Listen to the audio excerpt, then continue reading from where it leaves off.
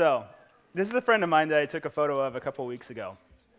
When she saw the photo on the back of her camera, she immediately was like, I don't like it. Would you please erase it? She was like, Duncan, please, oh my God, erase it, kill it. And of course, I was like, why? Because look, I mean, there's nothing wrong with this image. Turns out, I think what was wrong was her perception of the image. So let me dive into this a little bit. As a photographer for TED and other places, I have seen this time and time again. We've seen people see photos of themselves, say, oh, I don't like that for whatever reason, but everybody else in the room will like it. Well, I dug into this a little bit. I talked to lots of the scientists that I have access to, thankfully, and started asking questions.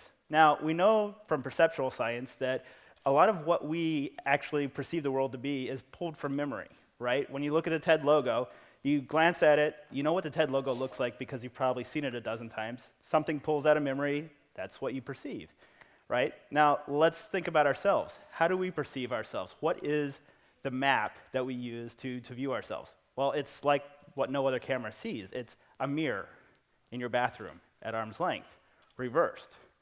So that's a very personal view. You're the only person that has this view in the world, right? Whenever somebody takes a photo of you, it does not match that. In fact, I would go so far as to say you fall into the uncanny valley.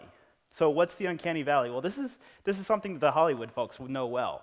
So if you've ever seen Toy Story, right, the character Woody, you know, he's human-esque, but he's not too human, and we accept him as a character. He's funny, he's great. He's Tom Hanks' voice coming out.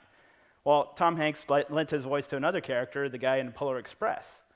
Well, that character was so closely rendered to be a human that something in our brain kicks into overdrive, and we look at him and discriminate him a little bit more carefully than we do Woody. And all of a sudden, he's not quite right. He's not quite human. He's not quite real. And to some people, he even looked a little dead, right? So my theory, though I'm not a scientist, I'm just a photographer, is that when we see a photograph of ourselves, it looks almost right, but not quite. And so therefore, we feel a big sense of rejection. Is the theory right or not? We'll see. Maybe somebody will test this. But what I can do right now is tell you one thing. If you see a photograph of yourself, you have that reaction that, I don't quite like this, but everybody around you says it's a great photograph. Trust your friends. They know what you look like more than you do.